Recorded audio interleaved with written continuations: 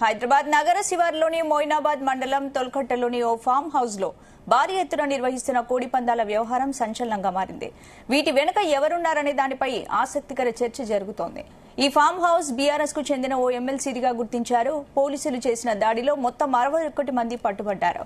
వారి వద్ద నుంచి 30 లక్షల నగదు, కోటి విలువైన బెట్టింగ్ కాయిన్స్ ను పోలీసులు సీజ్ చేశారు. 50 కార్లు, 80 పందెం కోళ్లను స్వాధీనం చేసుకున్నారు.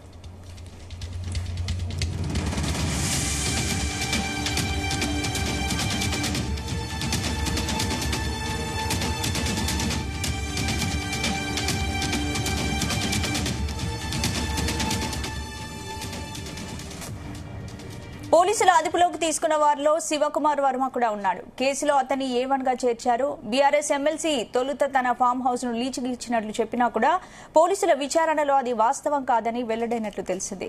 దాదాపు 2 ఏళ్లుగా ఇక్కడ కోడి పందాలు, కాసినో నిర్వహిస్తున్నట్లు పోలీసులు భావిస్తున్నారు. ఈ క్రమంలో ఎమ్మెల్సీని నిందితుడిగా చేర్చాలని పోలీసులు డిసైడ్ అయినట్లు తెలుస్తోంది. ఈ మేరకు ఇవాళ ఇచ్చే అవకాశం ఉంది.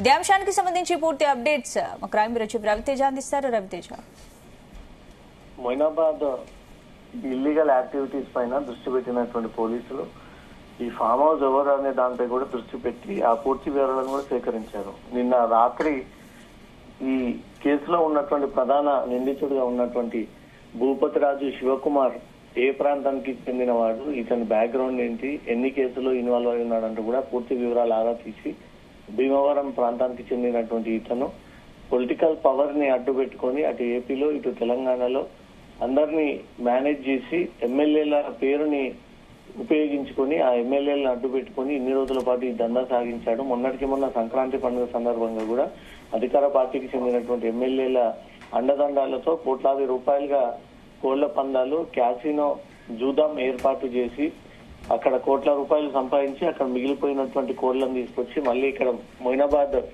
ఫామ్ హౌస్ లో ఏర్పాటు చేసి దీని ద్వారా లక్షలాది రూపాయలుగా ఇతను బెట్టింగ్స్ ఏర్పాటు చేసినట్టుగా కూడా పోలీసులకు ఇన్ఫర్మేషన్ రావడంతో రైడ్ చేసి దీనిపైన పూర్తి వివరాలు ఆరా తీస్తా ఉండగా బీఆర్ఎస్ పార్టీకి చెందినటువంటి ఎమ్మెల్సీ శ్రీనివాస్ కి చెందినటువంటి ఫామ్ హౌస్ ని లీజ్ తీసుకొని 2 ఏళ్ల పాటు ఇక్కడే గుట్టు చప్పుడు కాకుండా ఈ కోళ్ల పందాలు, జూదాం, క్యాసినో లాంటి ఇల్లీగల్ యాక్టివిటీస్ కొనసాగిస్తా ఉన్నారు.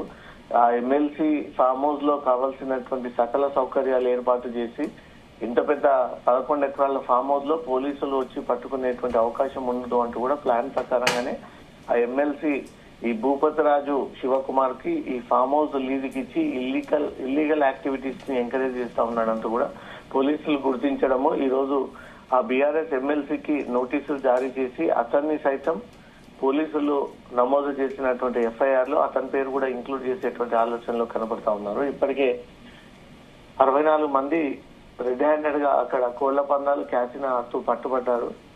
84 కోళ్లను స్వాధీనం పరుచుకున్నారు.